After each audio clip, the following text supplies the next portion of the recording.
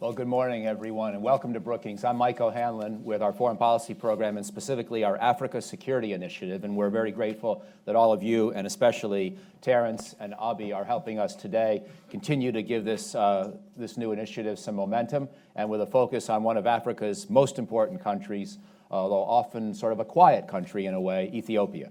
And when I say quiet, what I mean is that in these days we hear a lot about Boko Haram in Nigeria. We hear a lot about ISIS throughout the continent.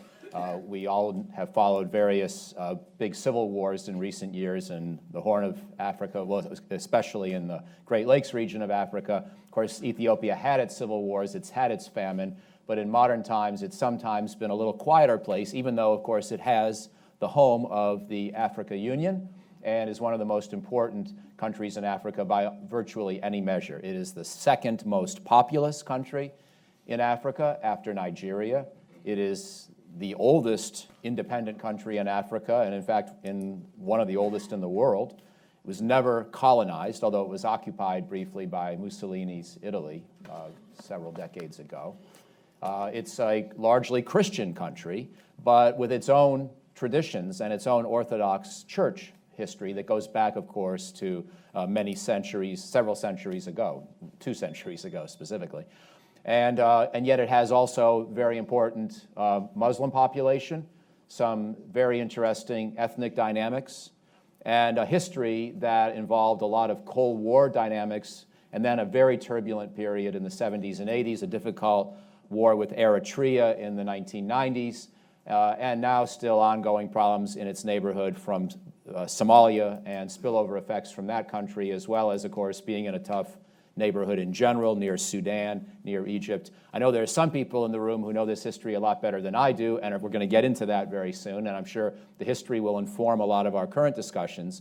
But as you know today, and before I introduce Terence and Abi a little bit more, our primary focus is thinking about security in Africa in this project, and then specifically as regards Ethiopia, we want to talk about its current internal security challenges, and that's certainly one topic.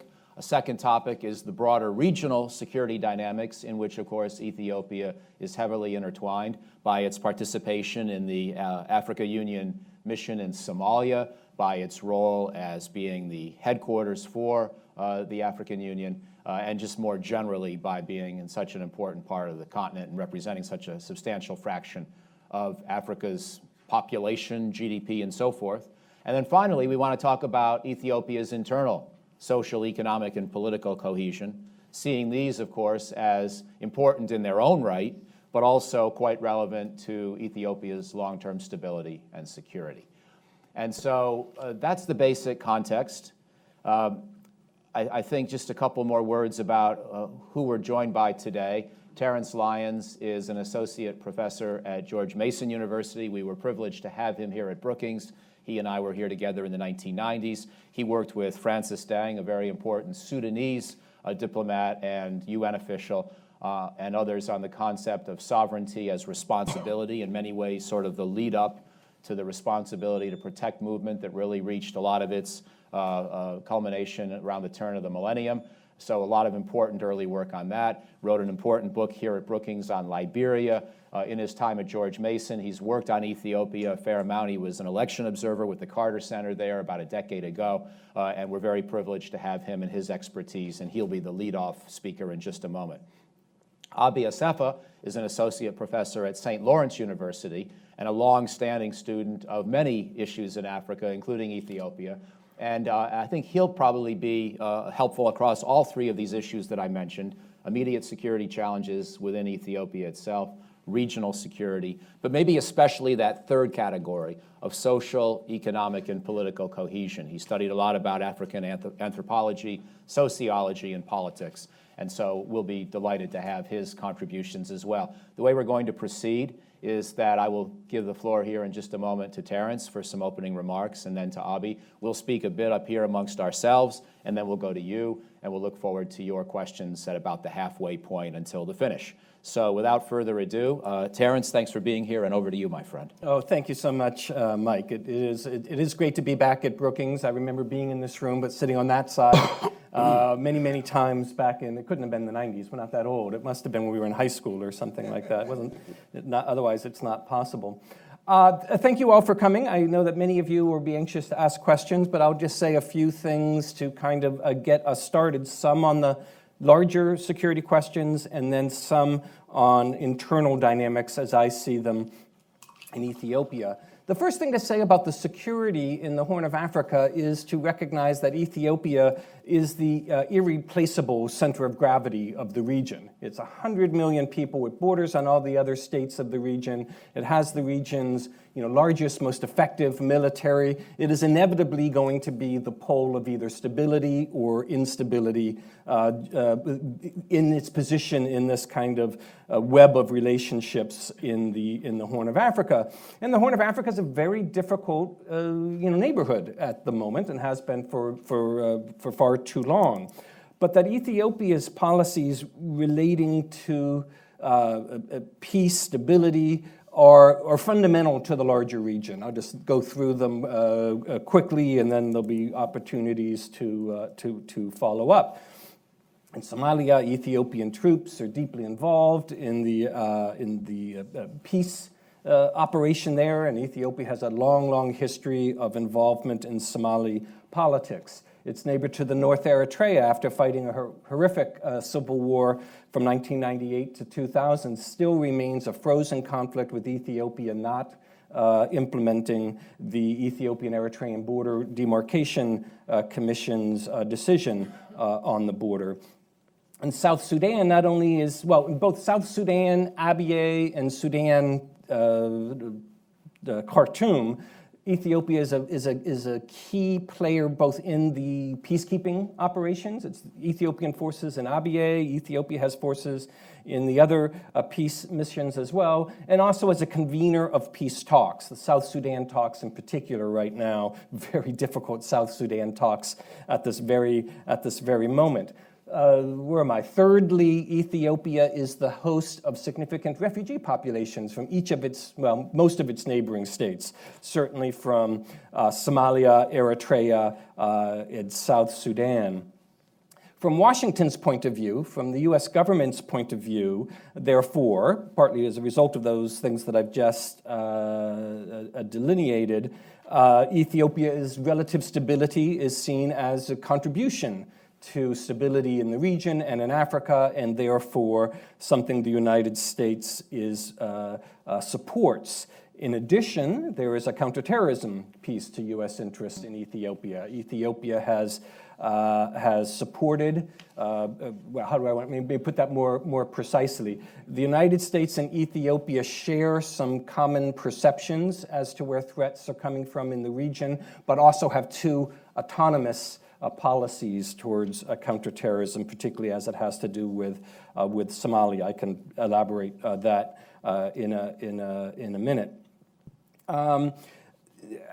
Domestically, however, Ethiopia is a tougher story, both in terms of its own internal developments, its internal sources of stability, and how the United States relates to Ethiopia.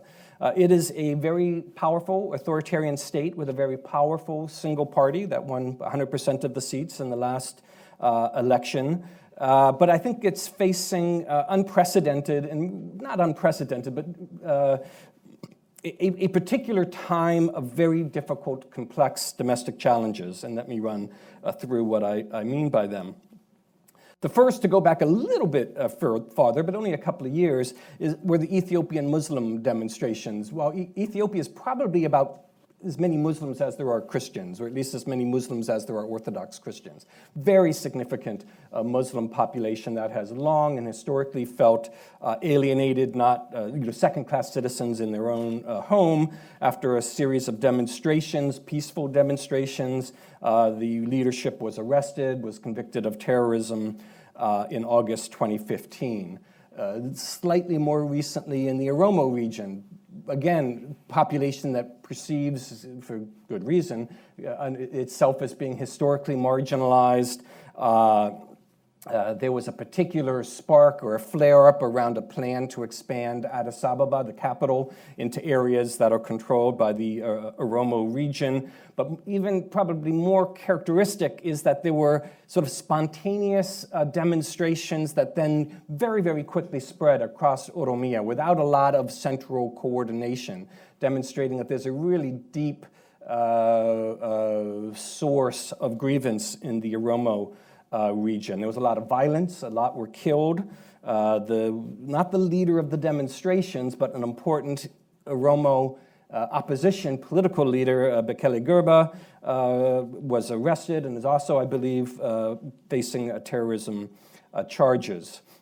I won't go into just maybe to get it all on the record, as there were. There's a long-term counterinsurgency in the Ogaden region, the Somali-inhabited part of Ethiopia, and there's an opposition movement called Gimbut 7, which has folks in Asmara. That is another source of domestic or regional opposition.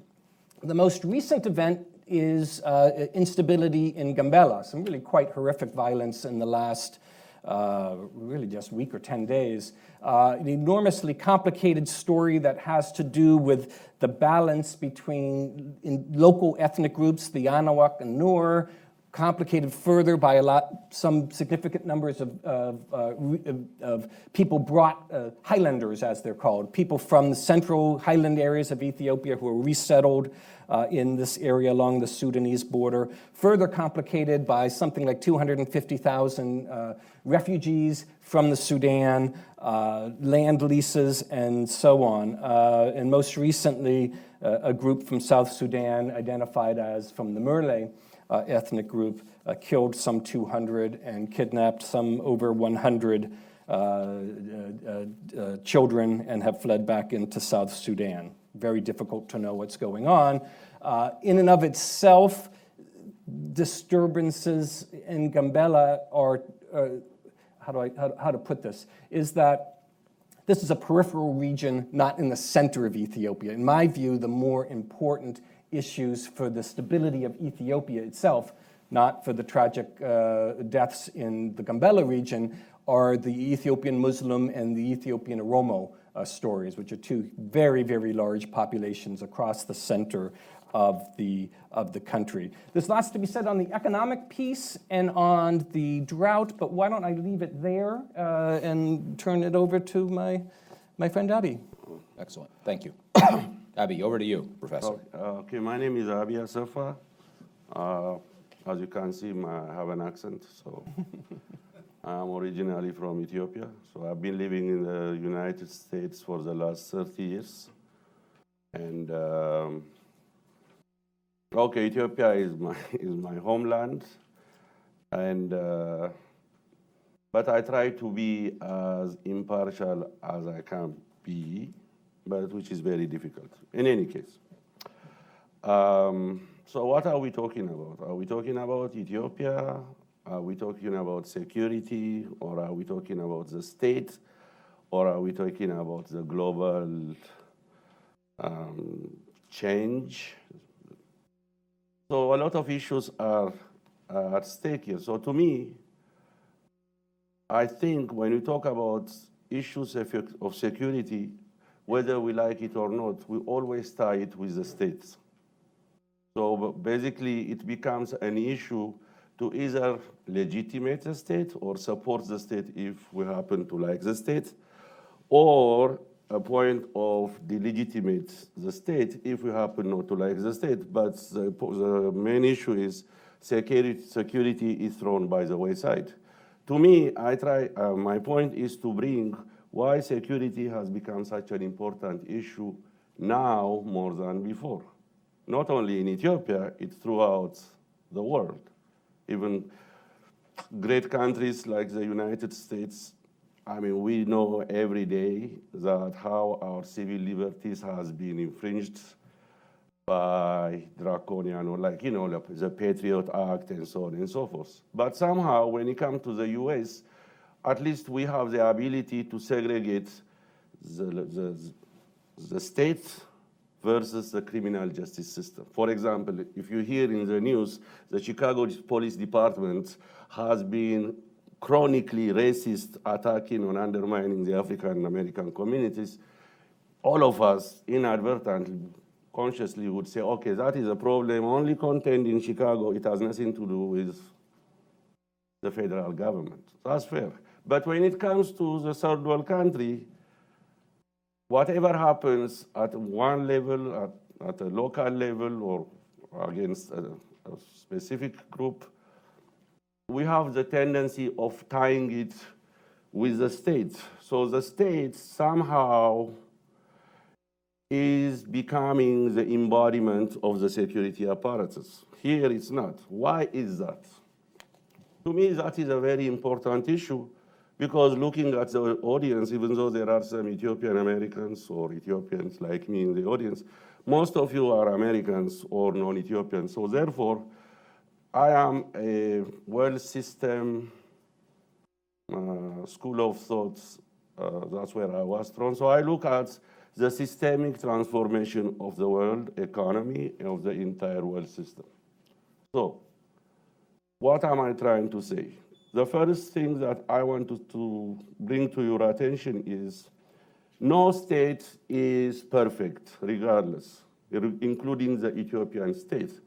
But if we want to resolve the security situation or to understand the security matters in Ethiopia and the Horn region in general, we have to understand, okay, why is the state in Ethiopia succeeded, or why Ethiopia is secure?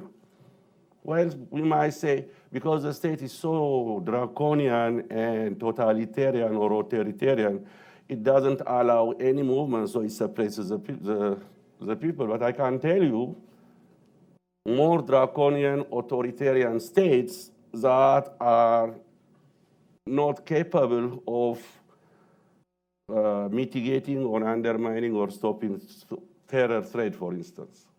So what is it? To me, the most important thing is the ethnic federal policies that the Ethiopian government has implemented. To me, it's a very important factor that has been responsible, more so than the government's ability in making the country more or less relatively peaceful, especially in a region or in a neighborhood that is a tinderbox.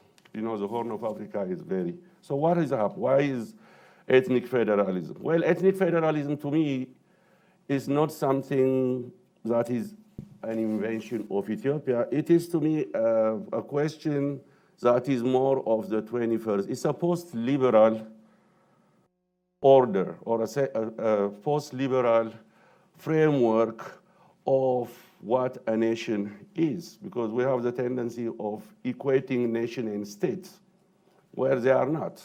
Actually, it's not the state invented the nation, to me. We tried in Ethiopia, the emperor time, the military government time. We wanted to have one government, one nationality, so on and so forth. And we know what happened. We had revolutions, we have civil wars, what have you. But now we have this ethnic issue. So every ethnicity, which are in Ethiopia determined by their linguistic variables, they are allowed at least to govern themselves.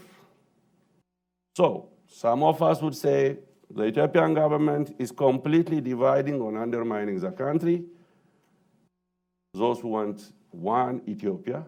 And there are the other side who say, no, the ethnic policy is actually not gone enough. Actually, the government is giving lip service to this fundamental question of rights, but still is an Abyssinian Orthodox Christian dictated state. So it's up to you which one. But to me, that is beside the point. The point, the most important is when it comes to security, we in Ethiopia, or the people in Ethiopia, it's very important to me to go to Ethiopia and feel safe. I mean, it's very safe. You can go to Addis or any other country or any other part I take students to Ethiopia, American kids, every summer from my school. Why? Is it because I have some special magic to make them safe? No, because I know wherever I take them, they are safe. Then they come back safely, okay? So what we, is this? It's good. Keep going. But you have to tell me. You got 5 minutes or so. So the most important thing is, actually for all of us, is to see not the state primarily, because the state, we can't do it anyway because it's an important actor, it's out there, but it's also a very easy actor to point finger at. But pointing finger at the state does not necessarily address the question at hand. The question of security. Okay. Security is important. People live peacefully, they go to their homes and come, because something that we take for granted here. It also, the people in Ethiopia or throughout the world, they deserve it because we see a lot of places. Look at Syria, for instance, the refugee crisis, people being bombed, whatever. We don't have that.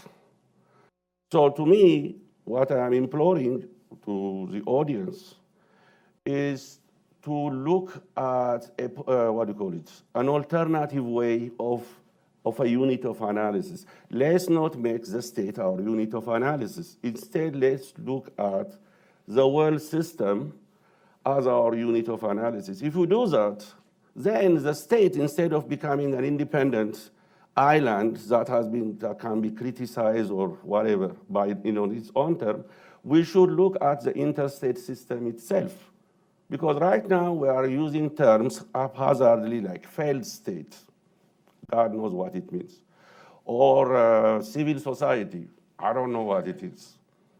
Or human rights. Well, it sounds good, but if you scratch it, it's loaded. But we just throw it, and all those terms are used to delegitimize whatever state. Do we have a civil society in the US? I don't know. If you tell me yes, yeah. But do you have a civil society in Ethiopia?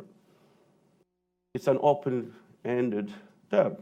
But who are the most prominent spokespeople for civil society? Well, it's Western NGOs. So are they really representing the Ethiopian society against the states? I don't know. So coming back to I don't think so. Coming back to the US policy, I think the US government have a very good relationship with Ethiopia, not because for Ethiopians' interest only, for its own interest, because it's a global power. It's involved deeply in the fight against terror, whatever, and Ethiopia is a very good player.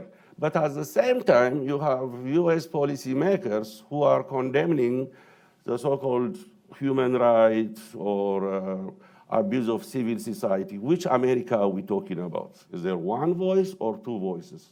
Well, there are two voices. But America can afford to have the two voices. But those two voices should also be given to Ethiopia. So let the Ethiopian civil societies come on their own term. Which brings me to the third point. Is there a problem in Ethiopia? Yes, there is a problem in Ethiopia. And the problem has to do with the issue of land. So far, it has been okay. It starts bringing some confusion or some problems recently, but the identity of land has to be settled for one way or the other. Is it a commodity or is it not? Well, the government say it's not a commodity, it belongs to the people, meaning the state owns it. Well, but just because the state owns it doesn't mean the people have the right to land. But at the same time, the land is leased to investors, so it's a commodity. That is a recipe for disaster in the making because it undermines the very security that the Ethiopia as a country and the region as a whole is founded on, because it's there to protect the people against the infringement of big players in dispossessing their lands, but at the same time, the land is for development purposes or whatever. For capital accumulation purposes, it's being sold. That problem, to me, is the fundamental problem, if there is, in Ethiopia, that would undermine the greater security of the country in the future. So this is what I have to say. Thank you. Thank you. I'm going to ask a couple of questions to each of these gentlemen, and then we'll go to you. Abby, I want to start with you, just picking up on a point that you were raising, and you were giving us a lot of a very helpful understanding of the nation of the Ethiopian state. But I wanted to ask you about, this sort of implied in some of what you said, but I want to make it more explicit. How strong is the sense of Ethiopian identity for most Ethiopians? To what extent is being Ethiopian important versus being of a given ethnic group, religion, part of the country? And of course, and I ask this with genuine curiosity as a person who doesn't know Ethiopia very well myself, but as I look at Ethiopia, I'm struck by its remarkable assets and traditions, right?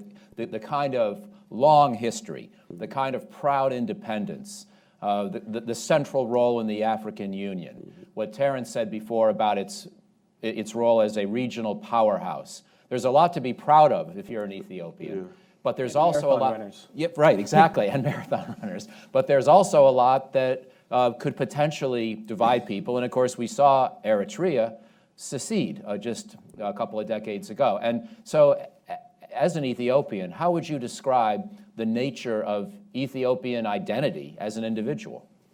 Well, I don't see the Ethiopian identity substantively different from any other part of the world. For example, if you ask any American, what are you? It depends on who's asking and in what context. If you ask an American, if a British guy asks him, where are you from? He would say, I am an American.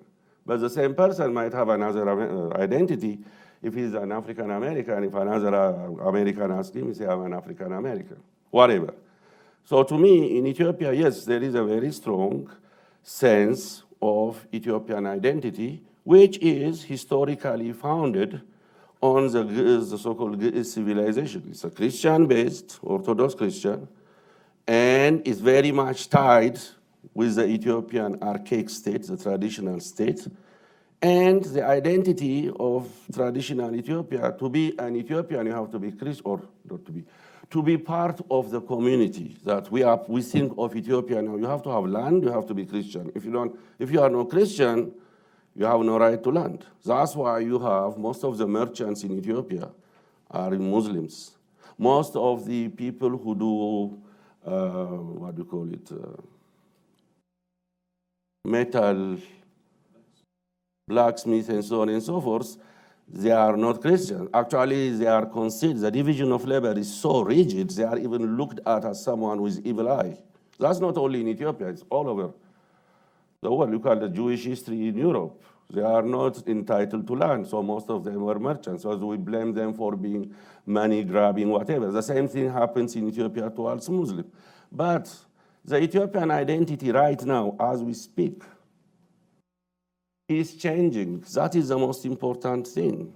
It's not one day you become like the traditional way of looking at Ethiopia, or it's a Solomonic dynasty, 3,000 years of history. That is like a very good fairy tale, you know. But the majority of Ethiopia have nothing to do with Solomonic Empire, or that's only the Abyssinian part. But how about those? So those people should go? No. What is happening right now? People who were supposed to be naturally non-Ethiopians, they are in Ethiopia. For example, look at the Ogaden. I know a guy who who joined the emperor's air force. He's from Somalia, so he trained everything. So finally, he's supposed to fly solo. And they were saying, no, you can't. Why? Because he's Somali, even though he's Ethiopian. So right now, we have a new identity that is in the making. For example, the Ethiopians, actually, if you go to the Somali part of Ethiopia, it's peaceful. You might say, well, yeah, there is a lot of warfare, the government is, but who does most of the security job? The Somalis themselves. So the Ethiopian government has succeeded, or the Ethiopian state has succeeded because of the ethnic federalism policy in accommodating Somalis to take care of their own. We might agree, well, they are pro the government. Yes, they are. So what? We are pro-US too. You understand what I'm saying? Yep. So that's how we should look at it. Thank you. Terence, let me ask you a question. You alluded a minute ago to the drought challenges that Ethiopia is again facing, and some people are worried this is going to get worse with global climate change. And of course, we know just how terrible the drought problem was 30 years ago and at various other times. That's one sort of big internal factor that needs to be, brought into an equation of assessing Ethiopia's prognosis, if you will. And that's sort of what I'm going to ask you about before we get back to politics and security in a little bit. But so one big fact is it's a country that is prone to drought and may become more so. A second fundamental fact, more positively, is it's been having 10% per year GDP growth rates in recent times, which would seem very promising. A third fact, which you also mentioned, is it's got sometime right around now, it's reaching the 100 million population threshold, which will be only the second country in Africa to reach that, with a very high growth rate, I think the 10th or 12th highest in the world, which can't be all good for a relatively small country with already 100 million people. But yet, it's at the same time that there's a 10% GDP growth rate, so maybe it's not all bad either. There seems to be a certain amount of dynamism in the population and the demographics. So when you studied a lot of countries in Africa, when you look structurally at Ethiopia's sort of underlying assets and trends, do you tend to see more basis for hopefulness and optimism, recognizing we can't all predict the future and many things will intercede that get in the way of any prediction we could make today?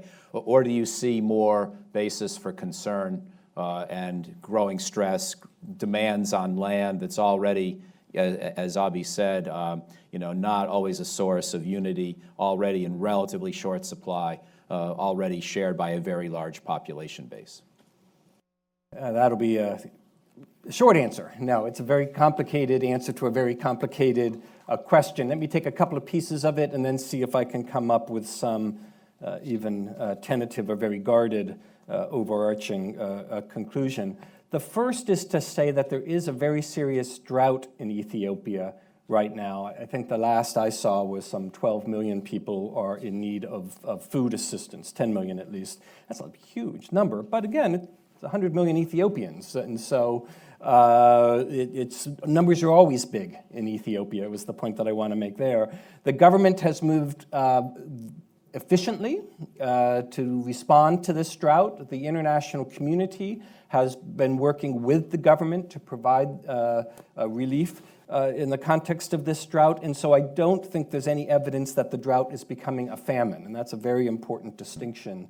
Where in the mid-1980s there was famine because of a lack of a response to a drought. That's not the case this time.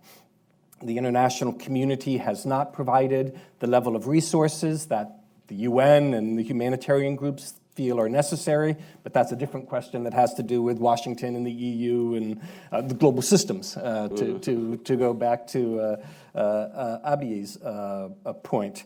The economy has grown remarkably, and on the surface that's obvious to anybody who goes back to Ethiopia after having been gone for a while, not only in skyscrapers and modern shopping malls on Boli Road and so forth, but also in the more rural areas, the number of roads that have been built, the number of regional universities that have been built, often not staffed with a lot of professors, but a lot of construction of universities and a lot of construction of really kind of micro-rural health clinics that actually often are staffed with, trained to a certain degree staff that's able to do inoculations and deal with maternal health and so on.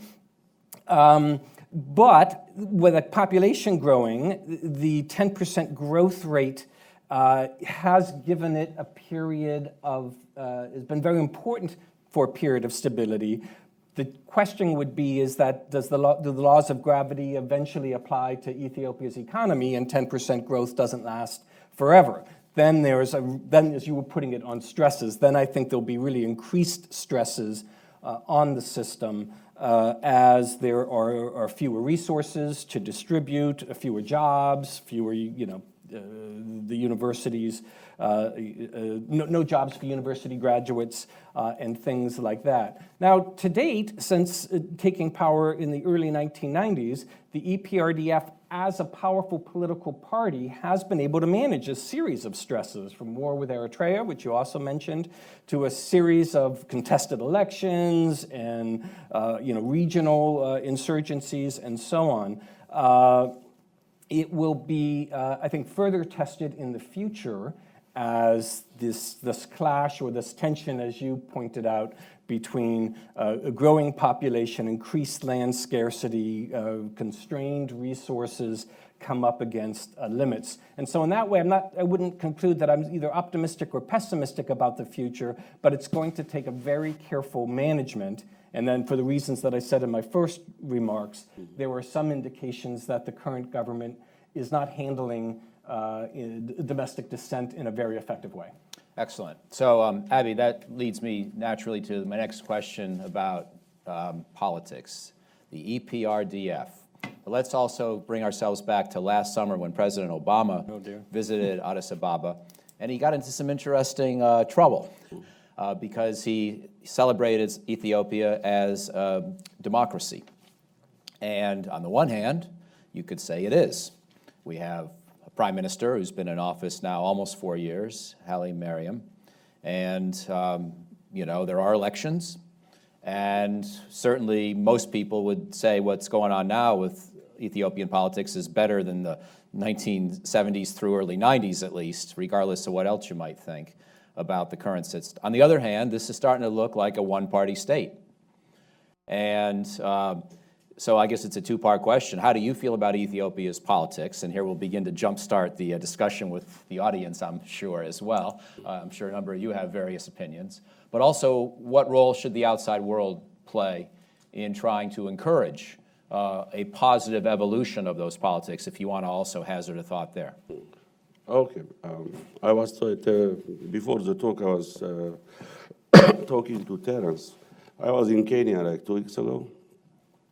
Kenya has a different political culture. I mean, the newspapers openly criticize the government, the head of states, and so on and so forth. Can that happen in Ethiopia? Well, even if the government, me personally, I'm not part of this of the present government. I didn't get anything. I don't have a vested interest per se to support. But one thing I know, when I was in Ethiopia during the 2005 contested election, the free press was not really there to, it was not engaged in constructive criticism of the government. It was an open warfare. It's just like either leave or not. We don't have that. I mean, let's be honest.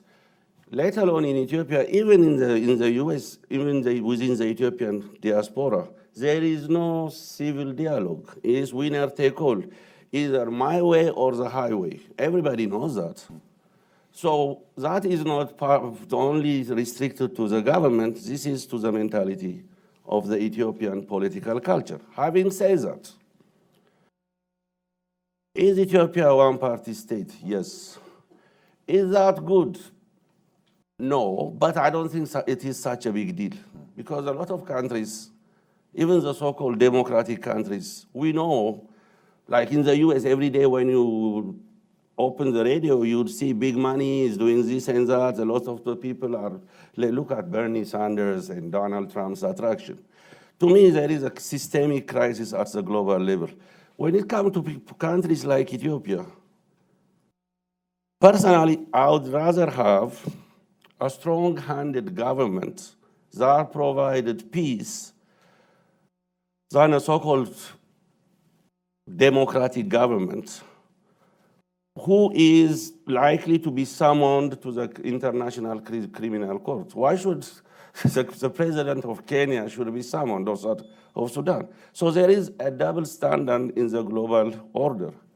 You understand? So who is the judge?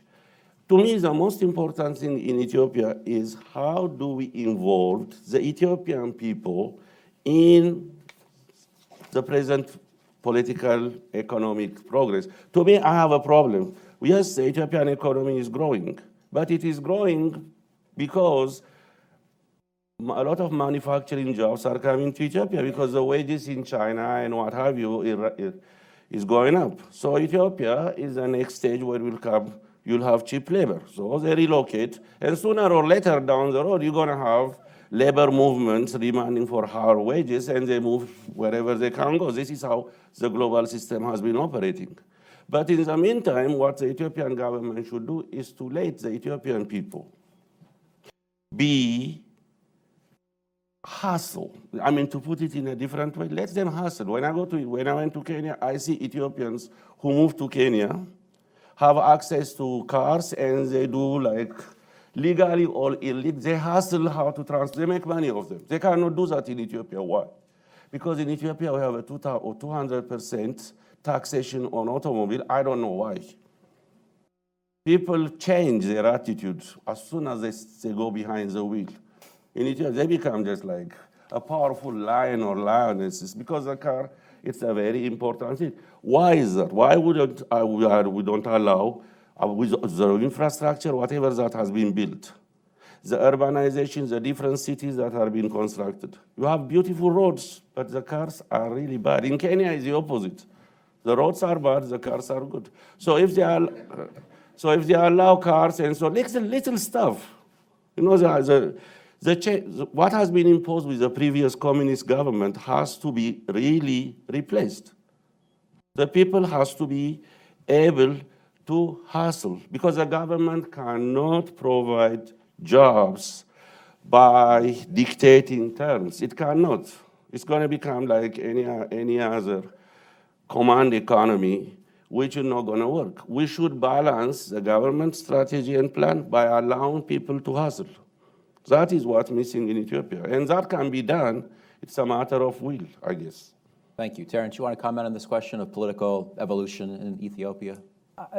I want to start by going back to the visit by the president, because while he, in his press conference with Haile Mariam, did talk about democratically elected, he also said, and I actually brought it with me, in his Africa Union speech, as I discussed with Prime Minister Haile Mariam, elections are just the start of democracy. I believe Ethiopia will not fully unleash the potential of its people if journalists are restricted or legitimate opposition groups can't participate in the campaign process. And I think I would follow that line of logic, that for Ethiopia to have a more vibrant, less brittle political system, there has to be a way for dissent to be expressed, for people to mobilize, for people to hold political meetings, and that has not been the case in Ethiopia since 2005. And I think that is a worry, that it leads to a political system. The party is both very, very strong, but also very brittle, and that will it be able to is it pliant enough to be able to adjust to a changing country, a country that's becoming more urbanized, for example, although the political system is really based on this ethno-federal idea of ethnically defined states. The population has grown in the cities.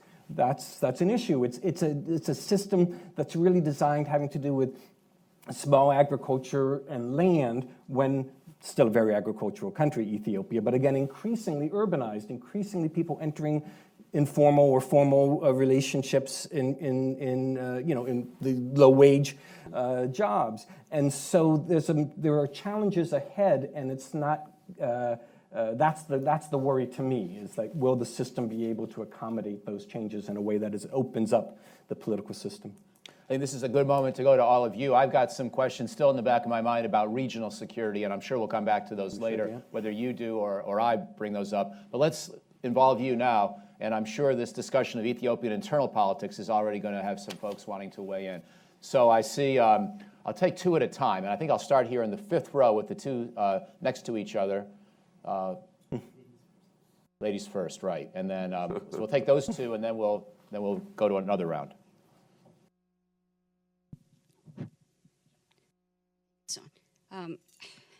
Lulit Mesfin, Gamot 7. movement for democracy. Professor Lyons, when you said the TPLF regime, I mean, if anybody knows about Ethiopia, it's you. And when you say it has managed the conflicts related to elections and so on and so forth, are you condoning what TPLF has been doing? Because it has managed to stay in power as you do because it is militarily powerful and it's not afraid to kill people. If you were there in 2005 as an election observer, you've noticed that 193 people were killed and nobody has been held accountable for it and is still doing it. And about 4 months ago, 440 or almost, for peacefully protesting against a land grab. It's not even, it's the so-called Addis Ababa Master Plan is a land grab by the TPLF regime to give that land to its cronies, were gunned down. And these people are being trained by the US military. So are you condoning what TPLF is doing when you say it has managed? Sure, managed by killing people. Thank you. And then you can give it to the gentleman next to you. Please, go ahead, sir. Hi, I'm Gordon Dale. My question really relates to the legal system and whether, obviously any form of government is strengthened by a belief in a legal system. And any comments you have on that, both the national and maybe the regional systems, would be interesting. Terrence, you want to start, and then? Yeah, I will start. I mean, I position myself as a social scientist who's not Ethiopian, and therefore it's not for me to condone or condemn. It's for the Ethiopian people to make those judgments, in my view. My point on managing conflict is the point that I think you were making, is how that this system has managed to keep itself in power. It has done a remarkable job of that. And I never said it was democratic. That's not my point. I called it authoritarian, but as a strong authoritarian system, it has managed conflicts, often through arrests, often through the use of force. But that's how I am trying to explain how a system reproduces itself, stays in power, maintains itself in power. And that's the point that I was that I'm trying to make. Do you have something on the legal system or on either of those points? Well, to me, the legal system also should be looked at in a context because, ideally, the law or the judiciary should be separated from the executive, so on. That's a very good idea. But that can only work if it works. It only works in very few countries of the world, the permanent exceptions or the ideal types. To me, in the countries like Ethiopia, to have an independent judiciary is asking too much. I mean, we can hope for it, but it's not going to happen. It's not going to happen because the state is, within the interstate system, it's a very weak state. It's not a strong state. The US is a very strong state, for instance. And it has an independent judiciary. But in recent years, as you can read the news, to replace the late Justice Scalia, the president's appointee is not going to be accepted. So why? Because even the judiciary system is very much politicized. Why? To me, that is very important. It's important because the state system has been replaced by a different regime of security across the world.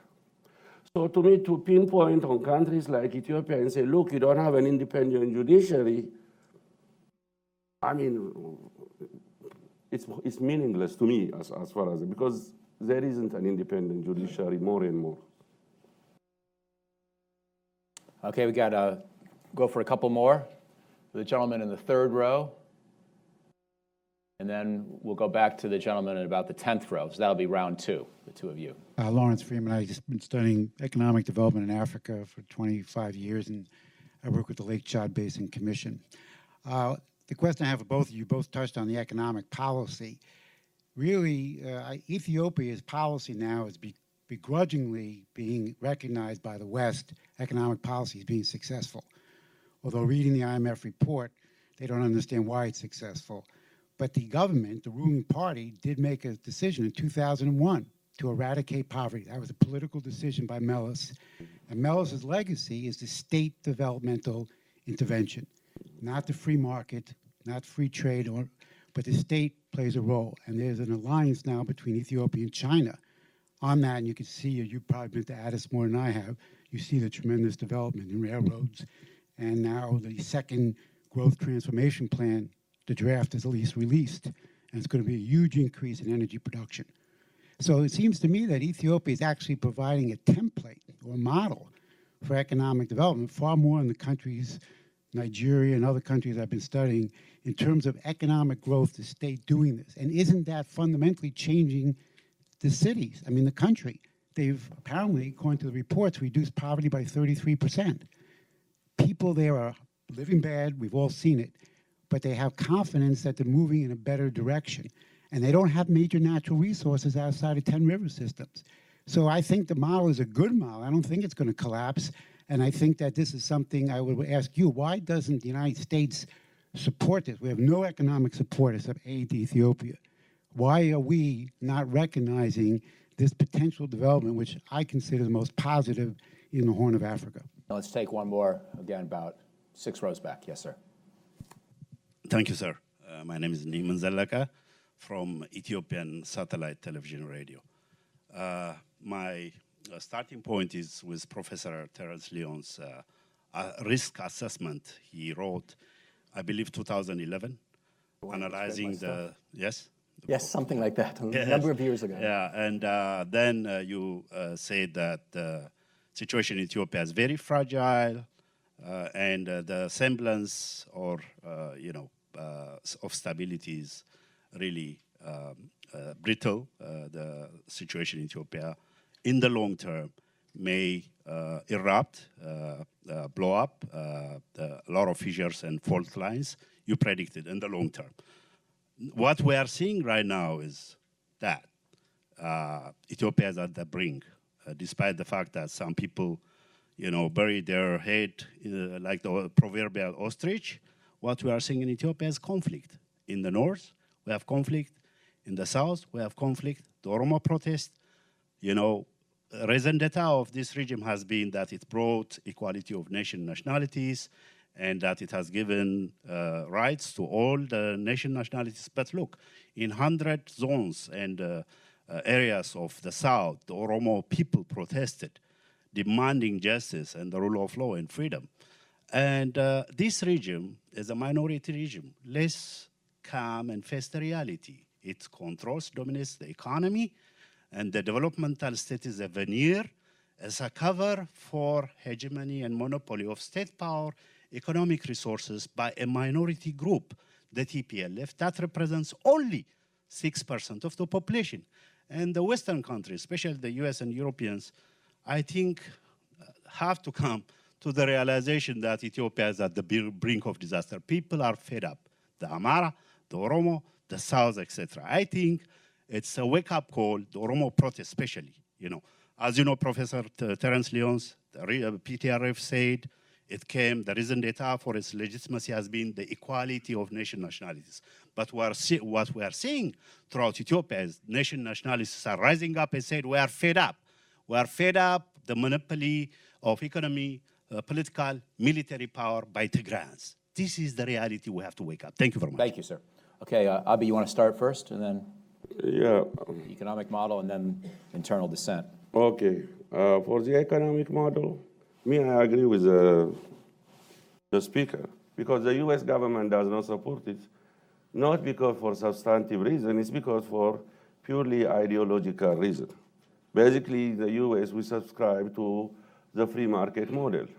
Is there really a free market? If the market is so free, we wouldn't have no capitalism, because capitalism is based on monopolization. Why do you have patenting?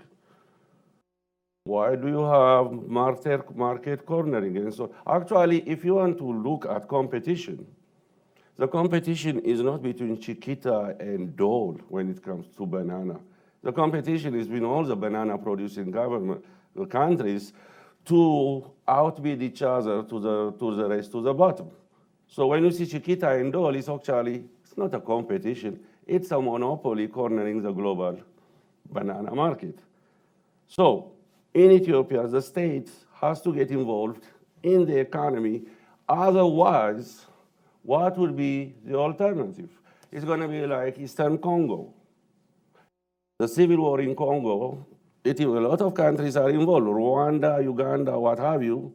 Why? Because there is a very precious commodity called coltan. Your computer, your iPhone, your cell phone, your iPod, they all have that ingredient. It's part of the global commodity chain of the leading sector, of the IT industry. So isn't it cheaper to have a civil war? I mean, when you look at it in a purely capitalistic perspective, if there is no state, would you rather have a state that taxes, that have infrastructures, rules of law, whatever, or would you have to have some militias who force people to work like slaves in the mines by raping and terrorizing people? Somehow, that thing goes to China and comes to Silicon Valley, and we are okay with it. It's cheaper. This is how, if we let the so-called free market on its own. I mean, let's face it. We need to have the states. In America, we have a very strong state who is directly involved in the economy. The financial sector is controlled or regulated, even though there are some crying. The Federal Reserve Bank is basically defining the value of money. It's not the financial market who authenticates the strengths and weaknesses of the dollar. That's one. The other is, even if we condemn the government for its policies of dividing people, what is our alternative? Me, I wanted to hear people who tell me, don't give me this, we need to have a rule of law. What does it mean? A rule of law like what? How are you going to put the Ethiopian people, not in abstraction, because there are, I don't know, 100 million of them. Each and every individual is supposed to be a free, willing, rational actor. Well, that's a very good idea, but it's not like that. And the other thing is the TPLF really a party, a government, or a government representing 6% of the Tigrayan population, and all Tigrayans in Ethiopia now, they are faring better. I was there 2 weeks ago. Like all times, most of the migrant beggars in the street are from Tigray. So unless those people are inherently, or their DNA is to beg, they shouldn't be begging, but they are there. So to me, that is a recipe for disaster. It's just like condemning the entire population of Tigray for the ill of the country. I don't think it's going to take us anywhere, because a lot of other ethnic elites are involved in the government. So whatever ill there is an inter-ethnic conflict of elites.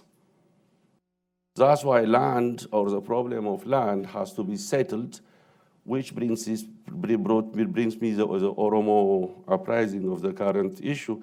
It is a tinderbox that I say it because the land issue has not, the identity of land is not settled. One way or the other, it has to be settled. That's what I say. Terrence, you care to comment on either of those questions? Yeah, I largely agree on the interesting developmental state model, and I don't think we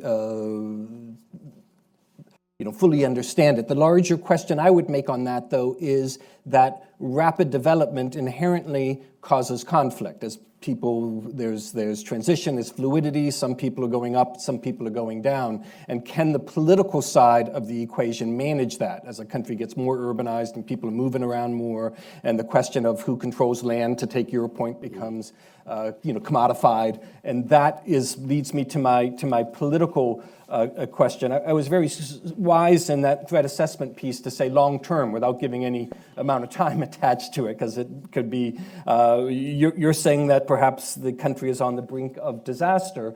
What I would argue is that the EPRDF as a ruling party still has considerable resources. It's still a very large party, has a very a disciplined army that it controls.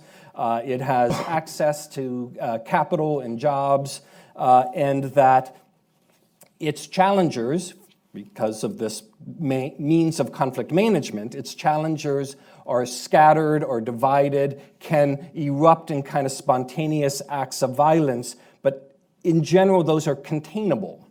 And I think that there's still every reason to think that the EPRDF will be able to sustain itself in the short term. And I'm not going to give you times on the short term. And in fact, how I would tell part of the Oromo uprising story would be a crisis within the OPDO. The part of the EPRDF, the ruling party, that is the Oromo part, is being shattered by this fight over land and over voice and over over political power. So it can still be an intra-EPRDF. Perhaps it's the elite point that you're trying to make, but that it's a crisis within the ruling party rather than a crisis that's going to overthrow the ruling party. It's the woman in the 5th row here, and then behind her, the gentleman in the 7th row. Actually, we'll do 5th, 6th, 7th. We'll take 3 at a time because you're all sort of 3 in a line there. Thank you. Trufals from American University. I want to say a quote from Rommel in 1990. Power kills, absolute power. That what is said about economic aid from United States. Just a quick ground rule. I will allow a comment, but please keep it brief. Okay. Sorry? Oh, okay. I think Professor Abiy said about feeling safe going home, and I feel safe too when I go home because I live in the United States, even though I'm an Ethiopian. But will Ethiopia be safe to its own people? In the last 5 months, 400 will be dead. And can I confidently say it is safe? Second, a lot of people undermine the Oromo is center with OPDO. But if you look at where the Oromo are settled, the border with Somalia and the Al-Shabaab. So how do you explain the regional stability if this movement or the Oromo movement spill over towards that? And can we say safely that this will not be a prolonged conflict if it is intertwined with Al-Shabaab, which is most likely possible in my view? Second, you undermined the 10 million people who are affected by drought. I lived through the first drought. I was a senior in high school, and I helped through that process. And it is a scare for every Ethiopian that this might be really a disaster, and 1 out of 10 Ethiopians are lacking food, and numbers are big, but it is a nightmare for all of us, and how you would like. Thank you. You could pass the microphone to the gentleman right behind you, and then he can do so to the gentleman behind him. Sorry, it's difficult for me to stand up. Tom Olson. Nobody mentioned anything about the dam. And is that because nobody thinks that this is a real problem between Ethiopia and Egypt? Or it's just something that isn't very current, so who cares? The other side of it is that possibly going to alleviate the drought situation when the dam backs up big quantities of water? And the third thing is a religious conflict doesn't seem to exist in Ethiopia, even though there's such a very large Muslim population. Is this seething under the surface, or is it, anyway, just comment about that. Thank you. And with, since you're both taking good notes, we'll take one more question here. Thank you very much. My name is Brahan Senyi. I'm an attorney. I'm from Ethiopia. My question is on the Ethiopian identity component, on the Oromo protest, and on the land grab issues. So I will raise 3 questions. Try to keep it to 1 or 2 if you can, because I can do that. I've got 3 people times 3 questions. It's getting to be a lot. Okay, I can do that. The first question on the Ethiopian identity is how raises the fundamental question of how the country is starting to become a nation state. It started on the assimilation project of assimilating all other ethnic groups into one language, one religion, and one culture. That project, which started almost 100 years ago, failed, and the ethnic identity politics emerged. And since 1991, the government at regional level attempted to address that issue while the assimilation project continued at the federal level. And the Oromo people are protesting that because the Oromos, because of the language factor, are entirely excluded from the government. Amharic is the federal working language, and the Oromo, the single largest language spoken in the country, is entirely excluded from the economy, the politics, and the urban area. If you go to Addis Ababa, you barely find an Oromo in that city. So the assimilation project is undermining the Ethiopian identity, and it is not even being spoken. That is part of the strategic failures. And the second issue is the land grab issue. It also interconnected with the development part, because what we see is actually a development by dispossession. It is, you could call it a transfer of land and wealth from the poor, both urban and rural poor, to the urban elites and politically connected newly emerging capitalists. And that is undermining the stability. So I want Professor Lenz to comment on the assimilation project and on this model of wealth and land transfer from the poor to the rich under the cover of development. And so, thank you. Thank you. Terence, why don't we start with you then?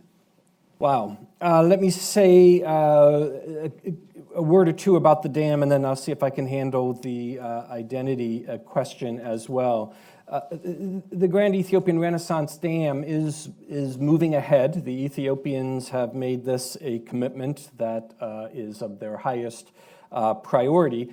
Egypt doesn't like it, but I'm not sure what Egypt's alternatives are. Ethiopia is forging ahead. Egypt is going to have to come to going to face a difficult moment when it has less control over the Nile than it wishes and that it historically has. The drought is much more towards the east, and so in the short term, it's not going to be that you can irrigate out of the dam to take care of the area of drought. Ethiopia's a big, big place.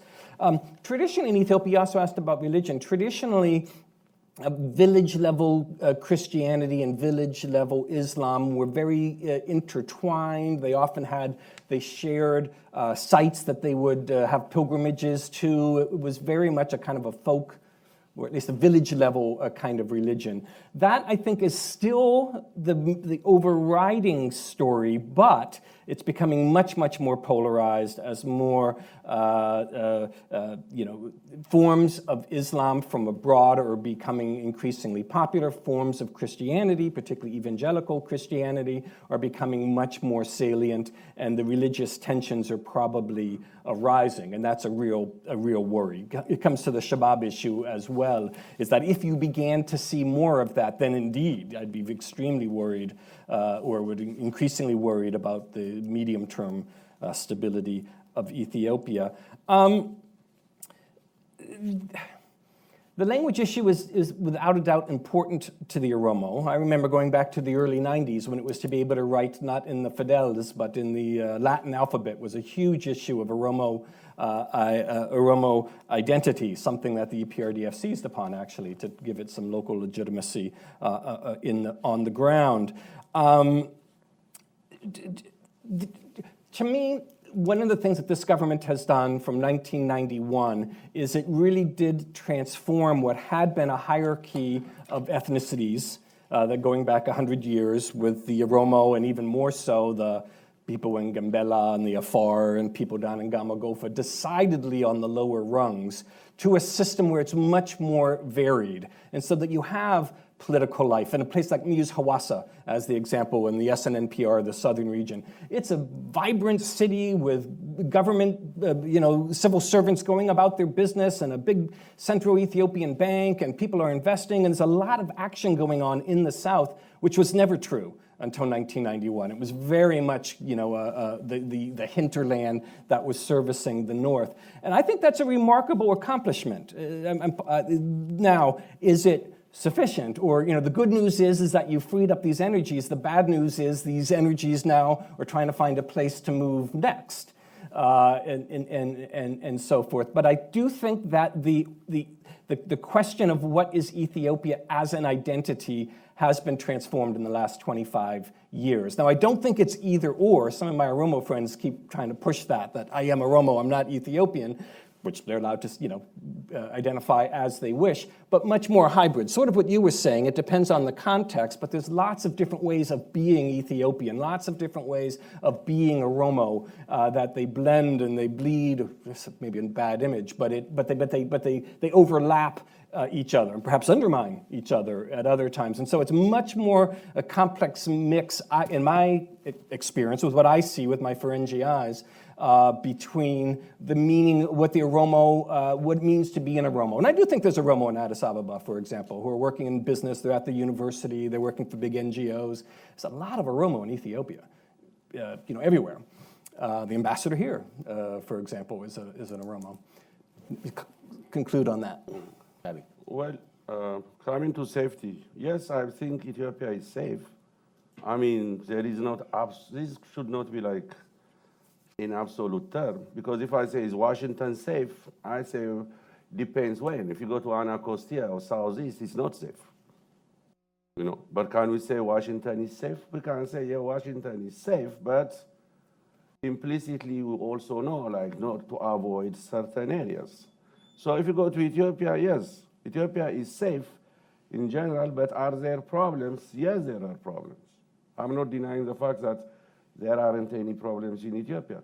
There are problems, but when I see all the alternatives that are presented or has been presented, I don't see any fundamental, positively thought out change. It's just like a matter of criticizing the status quo. Okay, we can criticize it today, but we have to provide an alternative. The other is the drought issue. Yes, the drought issue is very serious. It might develop into famine. But the government is doing something. It hasn't been, like you said, it hasn't been transpired into a famine. It has been drought, there was an effect. Is there a problem with that?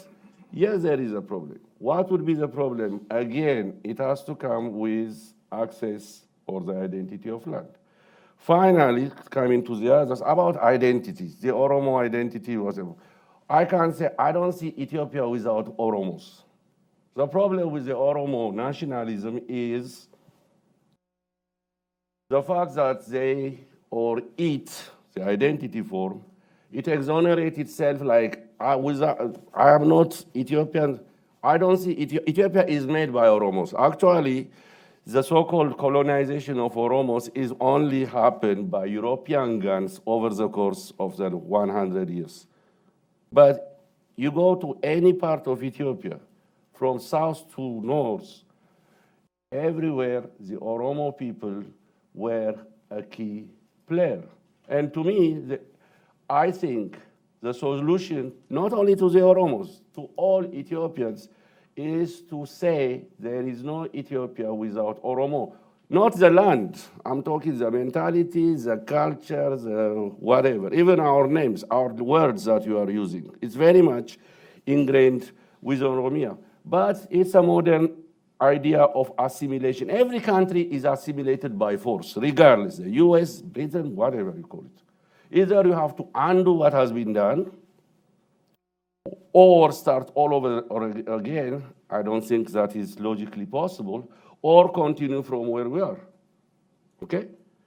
The other thing is, identities. Identities are not just like a matter of choice. Every identity, especially the three ones, racial, national, and ethnic, they are inherently, fundamentally anchored in some deep structures. Ethnicity is based on householding, which is an income pooling institution. You have to have a household in order to have an ethnicity.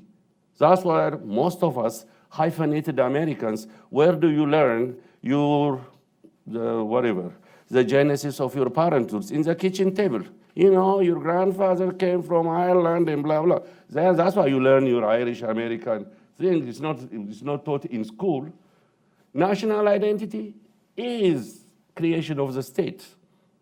And racial identity is the creation of the global division of labor. So when you put an Ethiopian in the mix, he is all of them, or she is all of them. You understand what I'm saying? So the ethnic identity is important, not because it is the best or the most noble one.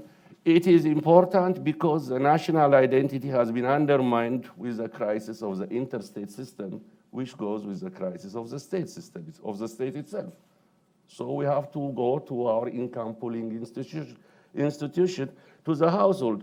Most of you send money to your original country if you are foreigners. Even if you are Americans, you have a family form, whether it's nuclear, extended, whatever. That's an important identity, and that is what ethnicity is all about. Thank you. Okay, we've got 10 minutes to go. I'm going to impose lightning round rules on everyone, which means you get one question per person, and it's got to be quick. The comments have been excellent. I'm not in any way criticizing the comments, but from this point on, it's just going to be short questions, please, and short answers. And we'll see if we can get through 2 last rounds. So I'm going to sort of do one from the front and one more towards the back. So we'll do these 3 here, and then answers, and then we'll go back for one final round, if the first 3 and our panelists can keep things brief. We have to behave and be short. Okay. Good morning. I'm Peter Gabra from ISB International Business and Market Development. My question would be for Professor Abiy on the land ownership issue. What do you think? I mean, land to the tiller was the base for the revolution, and the Derg. The land tenure system is now public ownership, but do you believe that land ownership has not been properly properly defined or properly solved? Thank you. What do you think would be the solution, private or public? What do you think would be the solution? Thank you. And then right behind here. So I'm Nancy Hayden, and I just finished doctorate. I finished at University of Maryland, and I was studying security in East Africa, and I spent quite some time in Ethiopia. And they have wonderful growth, but they're still one of the lowest GDPs in Africa. They have some of the highest, the highest, one of the highest rural population, even though there's urbanization going on. It's subsistence agriculture, and there is no technology. I was in the museum, and they showed the hand-hewn, I forget what you call them, as something of the past, but that's not the past. That is the way the subsistence farmers farm. And so what do you see the economic development being among these huge rural populations that does not involve foreign direct investment from China or leasing the land to Pakistan, but it actually takes care of the masses in the rural areas as you look forward the next 20 years? Thank you. And then finally here. My question is for Professor Abiy, and it is on regional security issue in Ethiopia. Given that Ethiopia has absorbed a Somali population, what is Ethiopia's stance specifically on the Somali piracy issue and the surrounding states? How are they addressing that issue? Thank you. The second one? No, that's it. Just piracy. How are the regional states addressing the piracy issue in tandem with Ethiopia? Terrence, why don't you take whichever of the 3 you wish, and then Abiy can finish. Maybe I'll just comment on the final piece of the Somali piracy, because for a variety of reasons having to do with the ship owners themselves, as well as changes on the ground in Somalia, it's become a more managed problem. It was my managed question. Ethiopia is a landlocked country, so it's not worried directly, doesn't have its navy out there chasing pirates the way that some other countries do. But it certainly is looking for stability and trade and the transformation of Somalia into a country that can control its hinterland. Abi? Yeah, the solution to land, with all honesty, I don't have a pretty, like an easy answer to it. But one thing I know, it shouldn't be an issue between privatization or public ownership, because I really understand the logic why land should not be privatized, because obviously the haves would come and dispossess the have-nots. But at the same time, I can see the government leasing lands mostly to foreign investors, large-scale ones. There is a contradiction right there. To me, the most important factor that is missing are the people, because the government of Ethiopia, the intellectuals abroad and inside, we are extremely modernists in the sense we believe in development. Development of what? Of the country. What is the country? Well, you can talk about GNP, statistics, blah, blah, blah. But at the end of the day, we can measure it by the living standard and dignity of the individual. That is missing in our picture because we all speak English. I mean, we are elitists in a sense that we have to include the critical factors that the people can play. And that has to be the primary course of how subsistence farmer can engage in commodity production. For example, my wife is from Switzerland. They have a little plots of wine, like vineyards. It's owned by individuals, but they sell it to a cooperative together, and that cooperative turn it into a wine. And so why wouldn't the Ethiopian farmers allow to grow commodities like orange fruits and so on and so forth? Because the infrastructure is there. Because the incentive is not there, because deep inside we think that they are not capable of doing that. Believe me, they are. Actually, they are know more about the land than we do.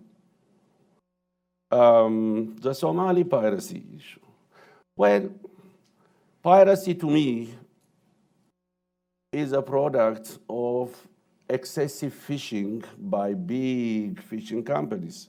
Those people that you see in the coast of Somalia who are engaged in piracy, they are all fishermen. Then you have these big Japanese, Chinese, European trawlers. They come and took all the fish, and they start, instead of fishing fish, they start fishing ships. And they became a very important factor because they disrupt the global maritime network. It goes back to the same thing. We need states. Somalia does not have a state, and look at what's happening.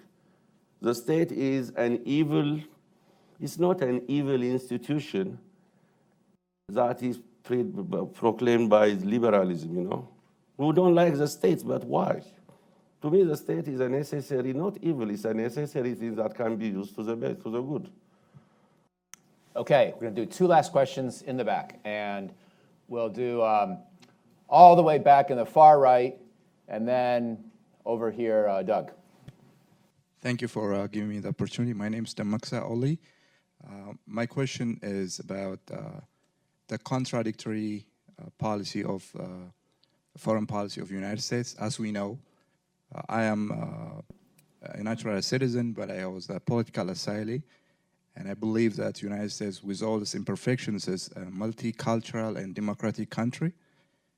But there is a contradiction with regard to its foreign policy, because the foreign policy is based on security interests. Now, the TPLF or Ethiopia regime is considered as a partner in the war against so-called terrorism.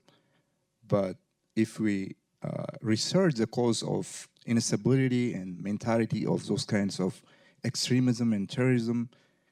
Some of the social causes are, inherent in unstable countries. Got to hurry up, please. Yeah, okay. We got 1 minute to go. Ethiopia being a dictatorial country, a regime which is killing innocent protesters, school children, even pregnant women, why shouldn't the U.S. learn from its previous foreign policy debacles, for example, in the Latin American, so that they reconcile that, make a partner from a more genuine democratic country, not a dictatorial regime that is a cause of instability. Going over here, please.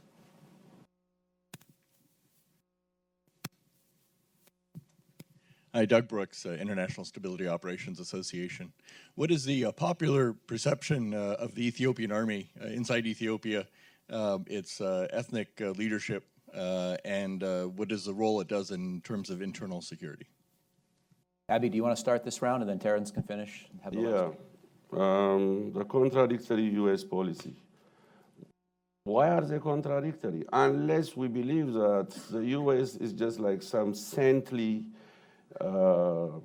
non-political entity that is there to preserve the good of the global community. If you believe that, then we should go to church. Because the U.S. is a political entity. What it says and what it does, like any other political entity, is not the same and should not be the same. I mean, we should know that. Of course, even to ask the question, it's a political question. Because we want to say the U.S., okay, shut up or put up, as long as it disagrees with us. But if it does with the policies that we agree, we might say, okay, that's fine. So there is no genuine democracy or pure Ethiopian, like they say here. All those extremist absolute terms are really not serving anything. What was the second question? Perceptions of the military? Oh, yeah, the military. Well, in Ethiopia, the military, everybody, okay, the nationalism factor is there. I say that because during the Ethio-Eritrean war, everybody across the country, they were rose up in that effort. With the military composition, I don't know, really. But I know, like, the higher brass are all former TPLF fighters, predominantly from a single ethnic group. But how is the military effective? It's extremely effective. Because they do the military work. We don't see parades and so on like the military government of the previous regime, but they are effective, even attested by the US military. Terrence, last word. My last word. The way I would frame the U.S. foreign policy question is a short-term, long-term distinction, that in the short term, if there's a perception that this serves U.S. national interest, having a security alliance, a security partnership with Ethiopia. The more difficult question to judge, well, in the long term, is this going to cause instability in the Horn of Africa and undermine or set back U.S. interests? And the United States as a political system has a very difficult time thinking long term, thinking about where we're going to be in 10, 15, 20 years, not just on relations with Ethiopia, but on almost any other topic. And so I think that's one of the explanations for the contradiction, as you put it, in U.S. Foreign policy. I don't have much to add on the military piece, so maybe I'll just close it there. Well, listen, thanks to all of you, because this was a rich conversation, an unusual one for Brookings to be able to spend so much time on Ethiopia.